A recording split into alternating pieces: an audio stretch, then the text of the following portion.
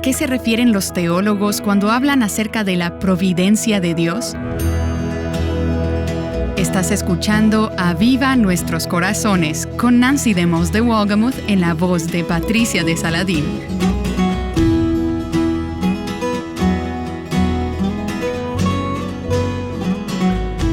Aún en este mundo desordenado y loco, Dios está ahí, aunque no puedas verlo.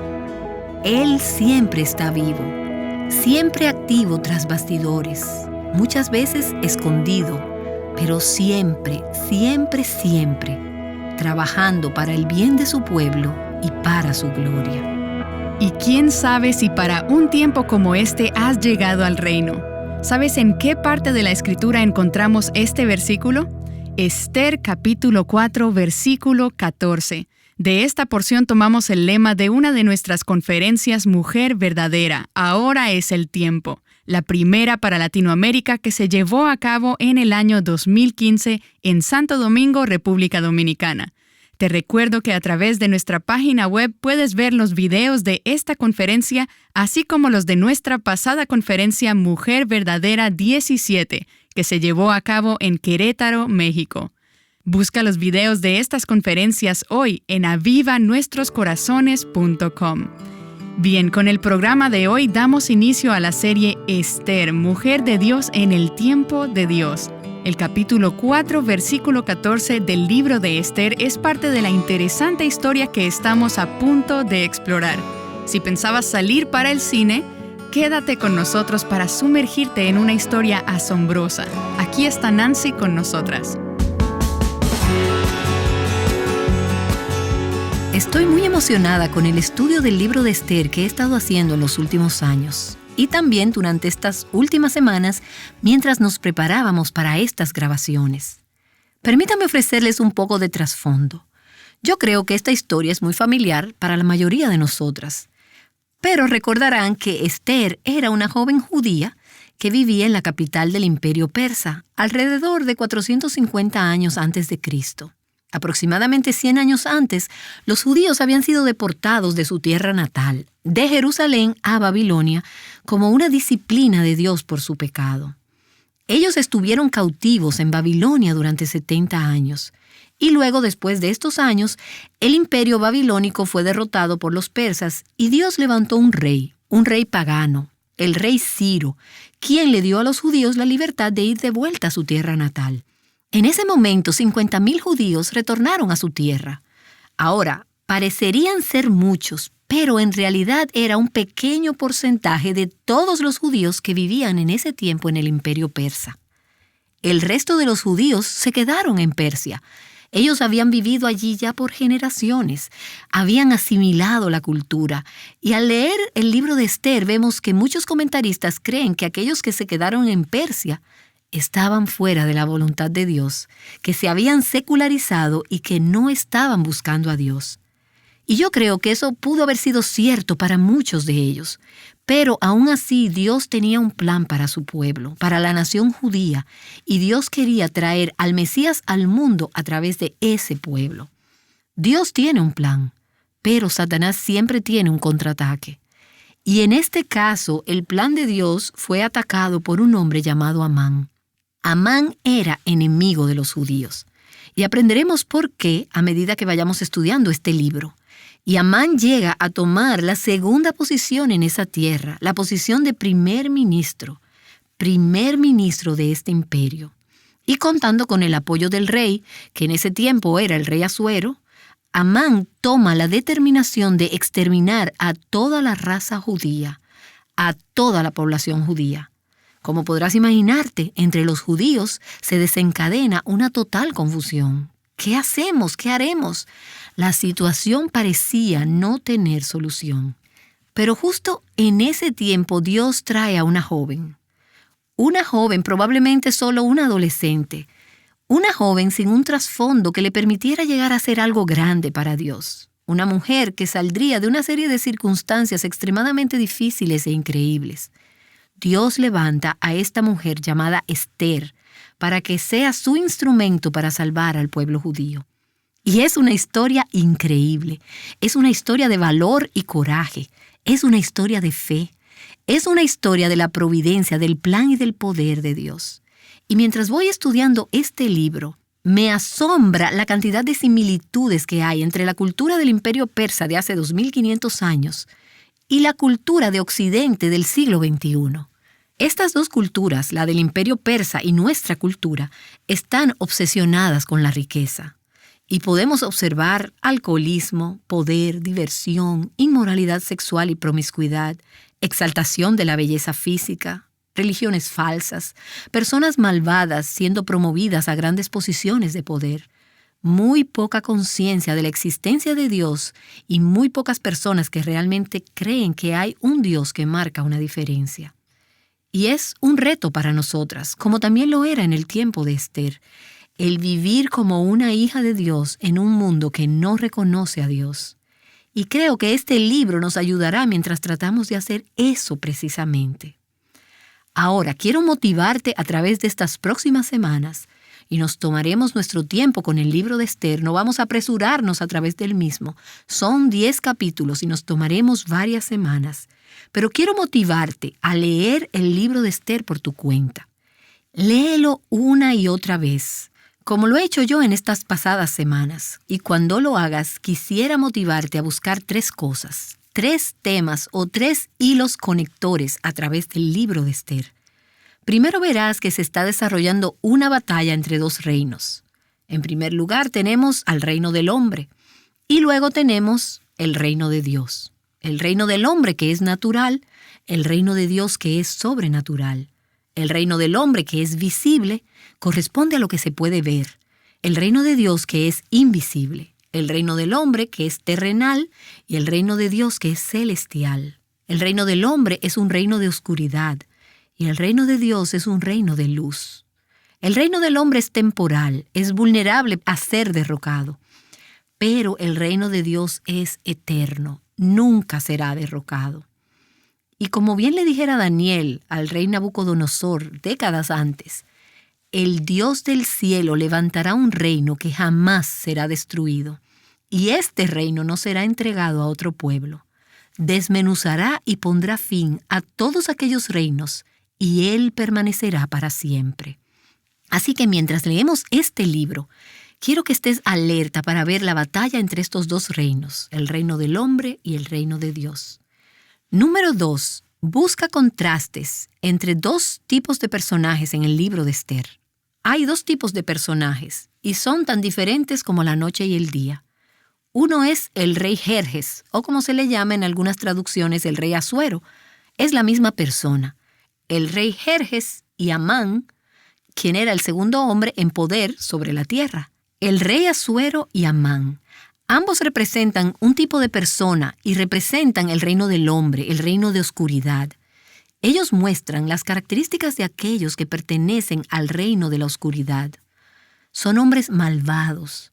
Ahora, antes de que seamos muy críticas de Asuero y de Amán, tengo que confesar que a medida que he ido estudiando este libro, me he visto retratada, mi propio corazón, en Asuero y en Amán. Veo algunas de sus características merodeando allí en la profundidad de mi corazón. Así que mientras vayas leyendo, pídele al Señor que te muestre. ¿Tengo yo características de oscuridad? ¿Se habrán adentrado en mi corazón algunas de las características de estos 2 hombres? Dios expondrá nuestros corazones mientras estudiamos estos personajes. Ahora, hay 2 personajes más muy contrastantes en el libro, y estos son Mardoqueo y Esther. Mardoqueo y Esther son los otros 2 personajes claves, y ellos representan, en un sentido, el reino de Dios. Su historia representa una batalla entre los 2 reinos, entre el bien y el mal, entre las fuerzas de Dios y las fuerzas de Satanás. Ahora, seré franca y admitiré rápidamente que Mardoqueo y Esther tienen sus fallas.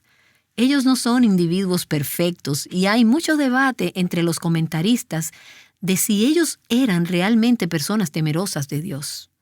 Algunos comentaristas han dicho que ellos estaban totalmente secularizados. Y yo creo que este libro contiene evidencias que nos llevan a pensar que sí, que en efecto se habían secularizado en cierta medida, pero también que ellos tenían un corazón para Dios. Ciertamente ellos no son como Asuero y Amán, y ellos demuestran muchas características piadosas. De todas formas, la realidad es que los judíos en ese tiempo estaban viviendo en una condición apartada de Dios. Yo creo que eso es lo que hace que esta intervención de Dios, el rescate de Dios y la protección que les provee, sea aún más magnífica, además del hecho de que Dios usa instrumentos imperfectos para llevar a cabo sus propósitos. Y eso me hace pensar que quizás Dios pudiera usarme a mí también. Él puede, si creemos que para que Dios nos use tenemos que haber llegado completamente, que tenemos que haber alcanzado la totalidad de nuestra madurez espiritual antes de que Dios nos pueda usar, entonces quizás nunca seamos usadas. Pero Dios escoge, Él elige, y Él usa instrumentos imperfectos para llevar a cabo sus planes. La realidad es que el hecho de que Mardoqueo, Esther y los judíos estuvieran o no donde se suponía que estuvieran, espiritualmente hablando, ellos eran el pueblo elegido por Dios, así como nosotros hoy somos el pueblo elegido por Dios como creyentes. Y vemos que Dios todavía se preocupa por ellos. Él obra a favor de ellos para protegerlos y para librarlos de sus enemigos, y Él los usa para mostrar su poder y su gloria a sus enemigos. Ten muy presente mientras estudias estos personajes que Esther no es la heroína de esta historia. Dios es el héroe. Y esa es la tercera cosa que quiero que busques mientras lees el libro de Esther. Busca a Dios, busquen a Dios en este libro. Ahora, de manera interesante, vemos que Esther es uno de solo 2 libros en la Biblia en el que el nombre de Dios no aparece ni una sola vez. El otro libro es, por supuesto, el Cantar de los Cantares. Y algunas se preguntarán, ¿y dónde está Dios en esta historia? Quiero decirte mientras lo lees, mientras lo estudias, mientras meditas en él, que Dios está en todos lados en esta historia. Puedes ver sus huellas en cada capítulo. Búscalo y lo encontrarás.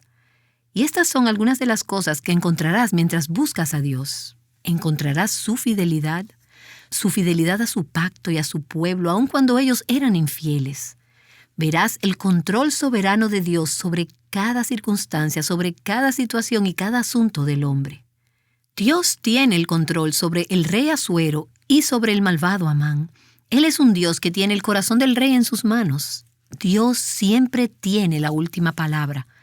Y eso es lo que verás en esta historia. Verás la providencia de Dios. Un diccionario bíblico dice que la providencia de Dios es el cuidado continuo que Dios ejercita sobre el universo que ha creado. Esa es la providencia de Dios, y verás la providencia de Dios en todos lados. Verás que Dios tiene un plan y que nada puede cambiar el plan de Dios, que Dios librará a su pueblo, y Dios al final llevará a cabo sus propósitos en este mundo.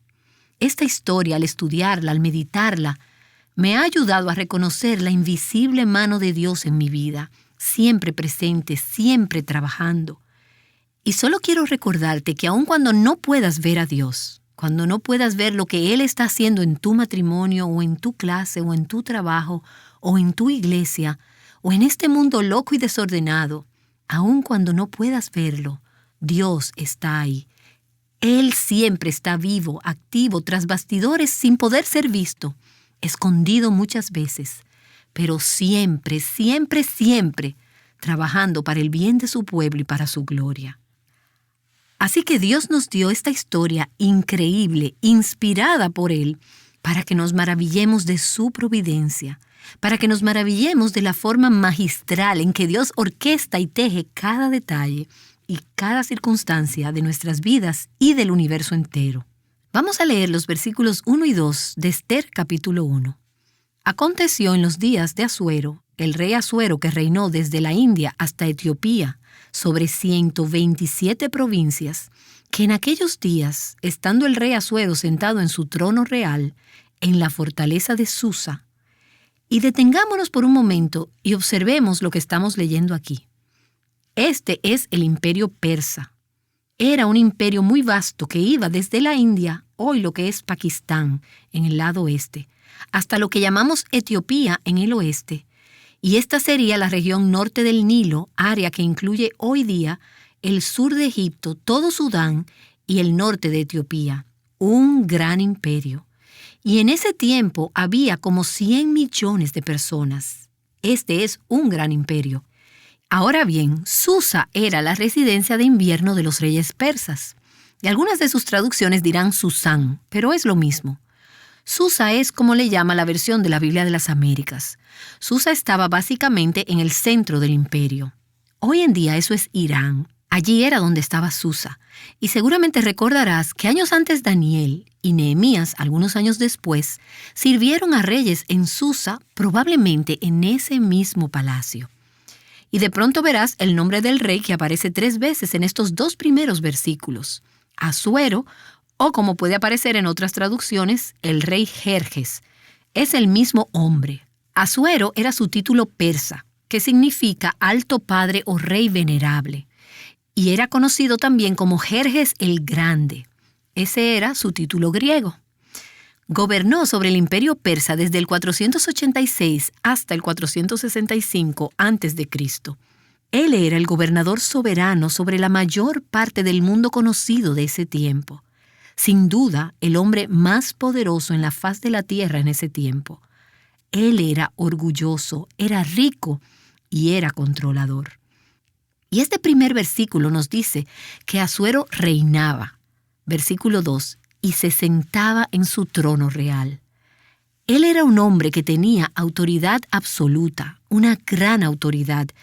Él declaró varios decretos a lo largo de este libro y estos decretos eran considerados irrevocables, eran finales. Él se constituía en la última palabra, nadie podía sobrepasarle. En realidad era como un playboy de la antigüedad. Había una vez un historiador griego llamado Herodoto, quien había nacido alrededor del tiempo en que Asuero fue hecho rey. Así que era casi contemporáneo de Asuero. Y Herodoto describió a Asuero como impaciente, con mal temperamento y lascivo. Él era conocido en la historia por su temperamento, por sus horribles arranques de cólera y por su crueldad. Él era dado a ejercer el control. Y algunas ilustraciones de las que leí se quedaron en mi mente. Y solo para darles una idea del tipo de hombre con el que Esther terminó casada, en una ocasión Asuero trató de seducir a la esposa de su propio hermano. Y cuando ella no accedió, él terminó practicando incesto con la hija de ella y luego mandó a matar a toda la familia. Este era un hombre cruel. Era un hombre malvado. Había un hombre de negocios en su reino quien le dio a Asuero el equivalente a $11 millones en dinero de hoy en día para que fuera a luchar contra los griegos. Y luego de haberle dado todo el dinero, el hombre tenía 5 hijos que eran soldados y él le pidió a Asuero que dejara a uno de sus hijos quedarse en la casa con él para que le ayudara. Asuero mandó a cortar a este hijo por la mitad y luego le envió las 2 mitades a su padre con el mensaje: toma, aquí lo tienes ahora. Él era un hombre cruel, un hombre vengativo. Este es un hombre que tiene ejércitos y que tiene poder, que tiene autoridad, tiene riquezas, tiene influencia, tiene posesiones. Pero hay algo que él no tiene y es dominio propio. Él tiene lujuria por el poder y él es controlado por su temperamento. Y ustedes verán su ira surgiendo a través de toda esta historia. Él también tiene problemas con la bebida. Mientras leo sobre Asuero, pienso en aquellas mujeres que nos han escrito a viva nuestros corazones o en mujeres que entregan sus peticiones de oración durante nuestras conferencias. Algunas mujeres están casadas con hombres parecidos a Asuero. Hombres iracundos, hombres crueles y hombres vengativos. Este estudio será de gran ayuda a la hora de adquirir perspectivas frescas acerca de cómo Dios obra, mientras piensas sobre hombres quizás en tu propia vida u otros hombres que conoces.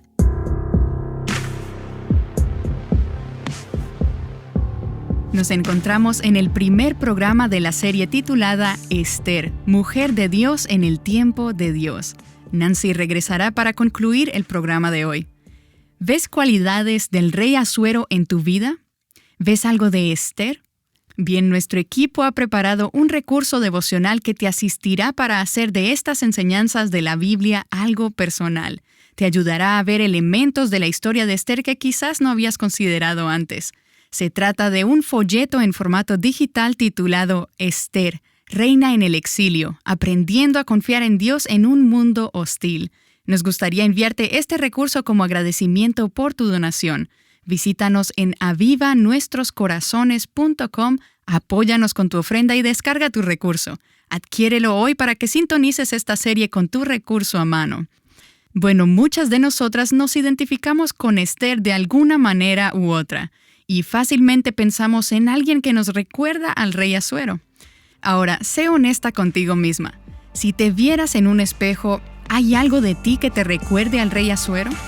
Aquí está Nancy para ayudarnos a responder esta pregunta.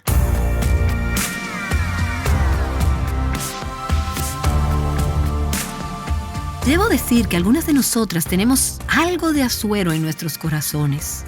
Nos damos cuenta de que luchamos con nuestro temperamento, con asuntos de dominio propio. Puede que el problema no sea tan profundo como el de Asuero, pero seguramente observamos que hay un problema de falta de dominio en nuestras propias vidas. Y mientras uno piensa sobre estos tipos de personas malvadas y difíciles, a veces parecería que ese es el tipo de persona que está manejando el mundo. Personas paganas, iracundas, malvadas. A veces parecería que ese es el tipo de personas que dirigen nuestras vidas. Hay mujeres casadas con hombres como estos. Hay jefes que son así. Hay instituciones que están siendo administradas por personas así. Y a veces, en su providencia, Dios permite que sean personas impías las que estén a cargo. Y necesitamos reconocer eso. Durante esos tiempos nos sentimos como que no podemos hacer nada. Y es fácil perder la esperanza o pensar que nunca las cosas van a cambiar. Solamente tenemos que ver algunas de las personas que están ejerciendo los altos puestos en los gobiernos. Ahí es cuando más tenemos que recordar lo que dice el Salmo 47:7. Que Dios sigue siendo el rey sobre toda la tierra. Dios gobierna, Él reina. Él todavía es soberano y Él está obrando. Dios es capaz de gobernar aún por encima de los decretos de los hombres malvados. Ahora, hay momentos en que parece que los malvados prosperan y Dios les permite prosperar por un tiempo. Pero tenemos que recordar que el capítulo final todavía no está escrito. Tenemos que mirar hacia adelante, hacia el final de la historia y darnos cuenta que ellos no durarán para siempre. En este primer capítulo veremos a Asuero y parece ser más grande que la vida misma. Quiero decir, él está en todos lados. Es tan controlador. Y tú te preguntarás, ¿dónde está Dios? Quiero decirles que Dios está ahí. No puede ser visto, pero está activo. Él está trabajando todavía desde su trono. Así que Asuero es un hombre de gran autoridad.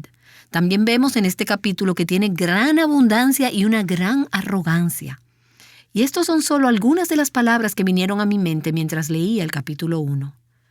Nota en el versículo 3 que dice, en el año 3 de su reinado, hizo un banquete para todos sus príncipes y servidores. Y esta no será la última vez que vamos a leer sobre una fiesta en el libro de Esther. De hecho, hay 18 referencias sobre fiestas y banquetes en el libro de Esther. En los primeros 3 capítulos veremos que el rey ofrece varios banquetes. Y después, en los capítulos intermedios, verás que Esther ofrece varios también. Y luego, en los últimos 3, verás a los judíos disfrutando de fiestas y banquetes. Podemos notar una diferencia palpable entre los banquetes del rey al principio del libro y la fiesta de los judíos al final. Las fiestas del rey que encontramos en los primeros capítulos no tenían nada de significado, mientras que las fiestas de los judíos al final del libro tenían un propósito. Ellos celebraban la salvación que Dios les había brindado. En las fiestas del rey al principio del libro no encontrarás ninguna referencia, ni siquiera una, al gozo o a la alegría. Ahora, de seguro pensarás que las fiestas debieran estar acompañadas de felicidad y de contentamiento. Pero sabes también que cuando el mundo hace fiestas, en realidad no tiene razón para estar feliz.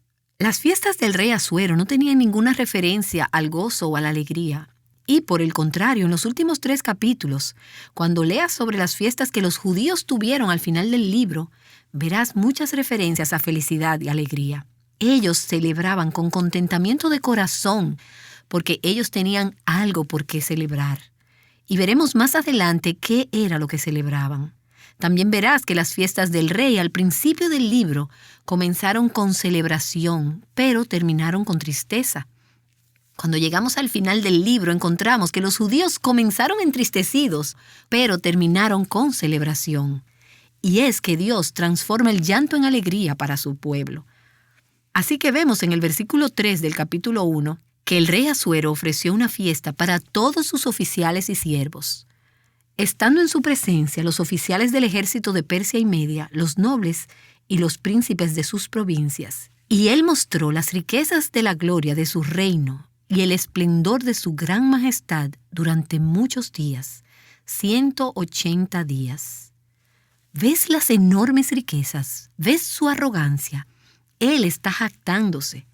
Cuando se cumplieron estos días, el rey hizo para todo el pueblo que se encontraba en la fortaleza de Susa, desde el mayor hasta el menor, un banquete de 7 días en el atrio del jardín del palacio del rey. Luego, el versículo 6 procede a describir la gran opulencia del palacio y de esta fiesta y de toda su ambientación. Aquí tenemos una fiesta que duró 6 meses. Una exhibición del poder y de la riqueza que duró 6 meses. Y toda la gente importante del imperio vino a la fiesta. No sabemos si vinieron todos al mismo tiempo o si vinieron por grupos.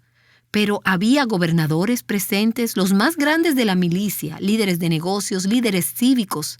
Algunos historiadores piensan que esta fiesta fue probablemente ofrecida con el propósito de planear y ganar respaldo para una guerra que Asuero quería llevar a cabo contra los griegos, cosa que de hecho hizo en el próximo capítulo.